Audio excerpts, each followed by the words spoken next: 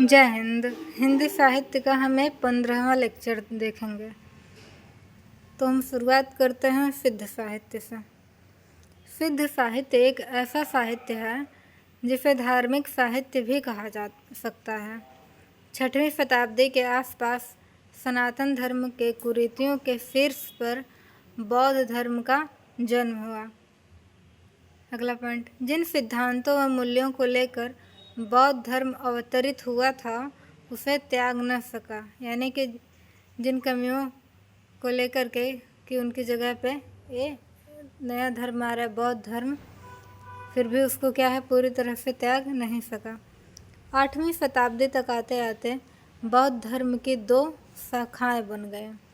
6वीं शताब्दी के आसपास शुरुआत हो रहा है और 8वीं शताब्दी तक आते आते इसमें विघटन शुरू हो गया। जो 2 शाखाएं थी, पहली शाखा थी हीनयान और दूसरी महायान। जहाँ हीनयान निम्न वर्ग का प्रतिनिधित्व कर रहा था, वहीं महायान उच्च वर्ग के लोगों को लेकर आगे बढ़ा। हीनयान जो था, हीनयान एक व्यक्तिवादी धर्म था। यह मार्ग केवल भिक्षुओं के लिए ही संभव था। हीनयान संप्रदाय के लोग परिवर्तन अथवा सुधार के विरोधी थे, इसलिए ये बौद्ध धर्म के प्राचीन आदर्शों को ज्यों का त्यों बनाए रखना चाहते थे। जो हीनयान के लोग थे, ये कोई परिवर्तन नहीं चाहते थे बौद्ध धर्म में। हीनयान संप्रदाय के सभी ग्रंथ पाली भाषा में लिखे गए। हीनयान में बुद्ध की पूजा भगवान के रूप में न करके बुद्ध को केवल एक महापुरुष माना है।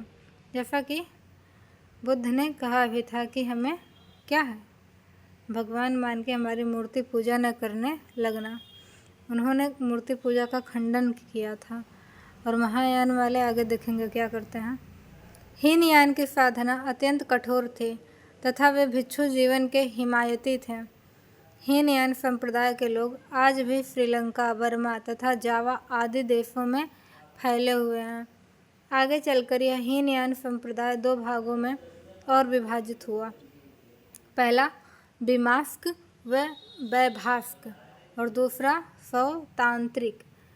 इसमें वैभास्क जो था क्या था, वैभास्क मत की उत्पत्ति कश्मीर में हुई और यह मानसिक भक्ति पर बल देने वाला निर्गुण सौतांत्रिक मंत्र तंत्र के द्वारा आत्मतोष करने वाले हुए। ये प्रायः सगुणित हैं। दूसरा महायान। महायान उन बौद्धिस्टों को कहा गया है जिन्होंने महात्मा बुद्ध व मूर्ति पूजा दोनों को स्वीकार कर लिया। ये महायान थे। आगे चलकर यही महायान विकसित हुआ और वज्रयान के नाम से जाना गया। वज्रयान जो है, वज्रयान उन बौद्ध धर्मावलंबियों को कहा गया है जो लोग मंत्रों के द्वारा सिद्धि प्राप्त करने की चेष्टा करते हैं। जो महायान है किसमें बदला, वज्रयान नाम से जाना गया। और वज्रयान क्या है, वज्रयान उन बौद्ध धर्मावलंबियों को कहा गया जो लोग मंत्रों के द्वारा सिद्ध प्राप्ति करने की चेष्टा करते हैं।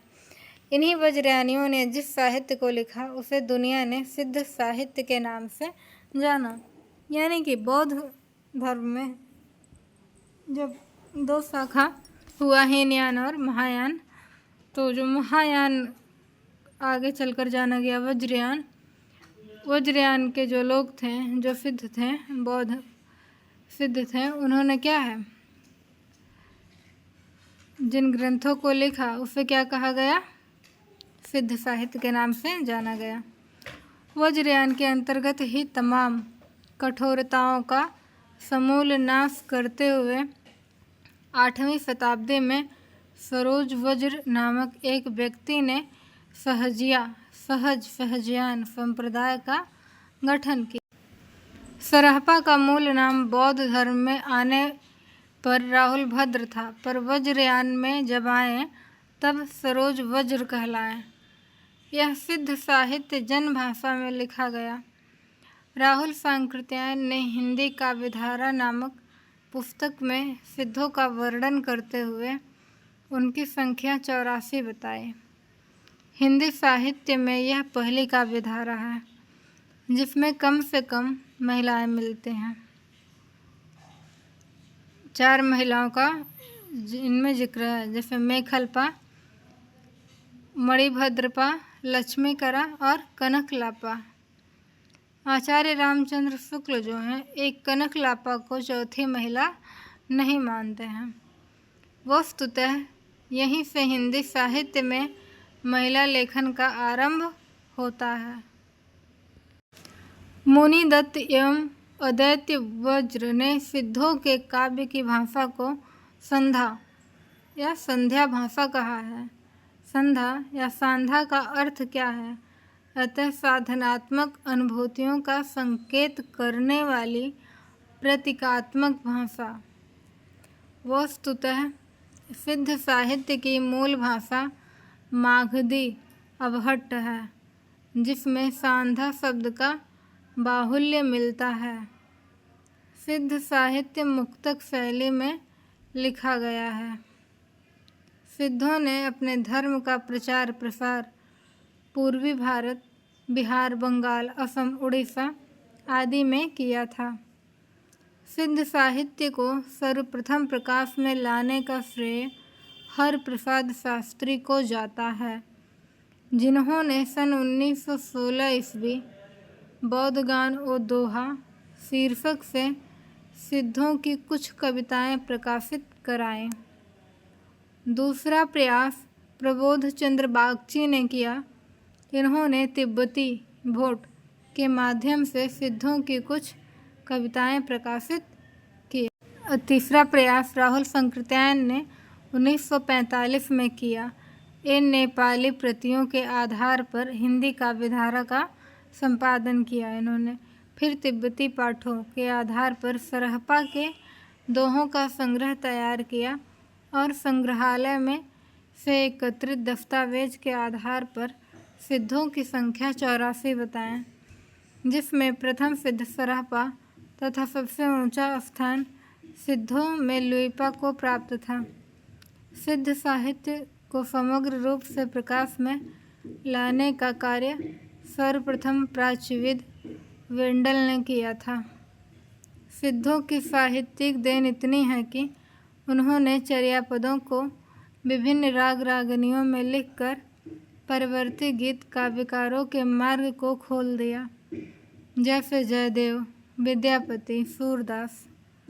दर्शन के क्षेत्र में सिद्धों ने शंकराचार्य के मायावाद के दर्शन का पथ प्रदर्शित किया। सिद्धों की साधना का प्रमुख केंद्र गया, नालंदा तथा विक्रमशिला आदि स्थान रहे हैं। हम चर्यापद दोहा कोश में थोड़ा अंतर देखते हैं। चर्यापद जो है यह राग रागनियों में लिखा गया है और यह गेय है। और दोहा कोश क्या है? यह तो अगेय है। चर्यापद इसमें सिद्धों ने अपने दर्शन को स्पष्ट किया है, लेकिन दोहा कोश में इसमें सिद्धों ने अपनी शिक्षा व उपदेश को संकलित किया है। चर्यापद इसमें रहस्य की भावना का समावेश है। दोहा कोश इसमें ज्ञान व भक्ति की उपादेयता बताई गई है। मध्य, मत्स्य, मुद्रा, मैथुन, मानस, इनमें 4 की प्राप्ति सहज एवं एकल मानी गई है, पर मैथुन सहयोग व संभोग की क्रिया है, जिसमें 2 का होना अनिवार्य माना गया है। दोनों में एक पुरुष एक महिला का होना स्वीकार्य व निश्चित माना गया। पुरुष यदि मैथुन क्रिया का आनंदपूर्ण अनुभूति कर सिद्धस्थ होता है तो उस पुरुष को सिद्ध पुरुष कहा जाता था, तथा इस सिद्ध पुरुष की सिद्धता बताने के लिए पा या पाद नामक उपाधि अपने आप मिल जाते थे। तभी तो सरहपा, सरहपाद, कड़हपा, कड़हपाद आदि नाम मिलते हैं। जिन महिलाओं ने पुरुषों के साथ मैथुन में प्रतिभाग किया और सिद्धों में महामुद्रा कहकर पुकारा गया है। महामुद्रा यह एक उपाधि थी जिसे उस स्त्री को दिया जाता था जो किसी वज्रयायिनी पुरुष को सिद्ध पुरुष होने के लिए मैथुन, संभोग आदि क्रिया में सहर्ष सहयोग करते थे। अगले लेक्चर में हम देखेंगे सिद्ध साहित्य के प्रमुख कवि एवं रचनाएं। धन्यवाद पूरा वीडियो देखने के लिए।